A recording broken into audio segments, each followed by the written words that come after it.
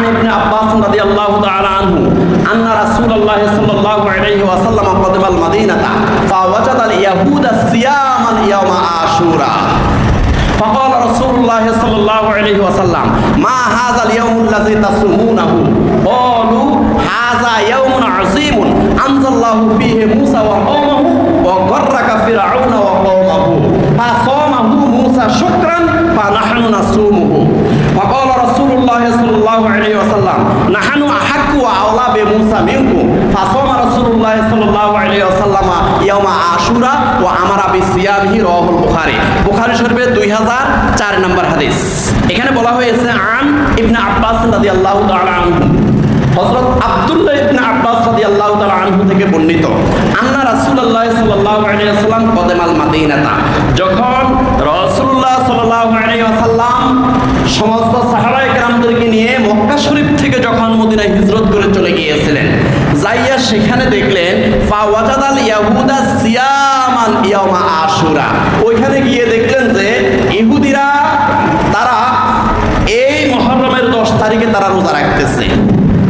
ফাকাল রাসূলুল্লাহ সাল্লাল্লাহু আলাইহি ওয়াসাল্লাম মা হাযাল ইয়াউমুল্লাযী তাসুমুনাহু, তখন রাসূলুল্লাহ সাল্লাল্লাহু আলাইহি ওয়াসাল্লাম বললেন ও ইহুদিরা তোমরা মুহররমের 10 তারিখে রোজা রাখো কেন? ফাকালু হাযা ইয়াউমুন আযীম, তখন ইহুদিরা জবাব দিল হে মুহাম্মদ সাল্লাল্লাহু আলাইহি ওয়াসাল্লাম এই মুহররমের 10 তারিখটা হলো খুবই গুরুত্বপূর্ণ, এটা মর্যাদাপূর্ণ।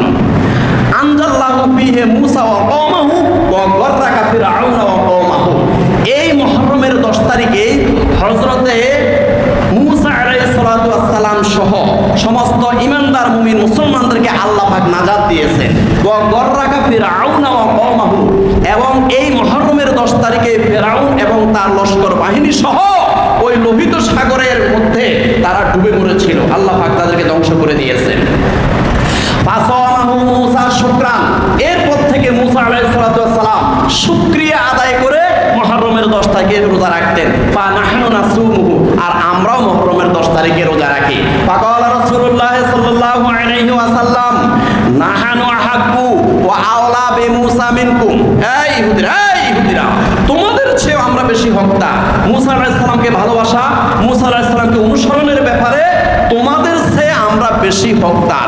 ফাসামা রাসূলুল্লাহ সাল্লাল্লাহু আলাইহি ওয়াসাল্লাম ইয়াউমা আশুরা ওয়া আমারা বিসিয়ামিহি, এরপর থেকে মুহাম্মদুর রাসূলুল্লাহ সাল্লাল্লাহু আলাইহি ওয়াসাল্লাম তিনিও মুহররমের 10 তারিখে রোজা রাখতেন, আর উম্মতদেরকেও নির্দেশ দিয়েছেন তোমরাও মুহররমের 10 তারিখে রোজা রাখো।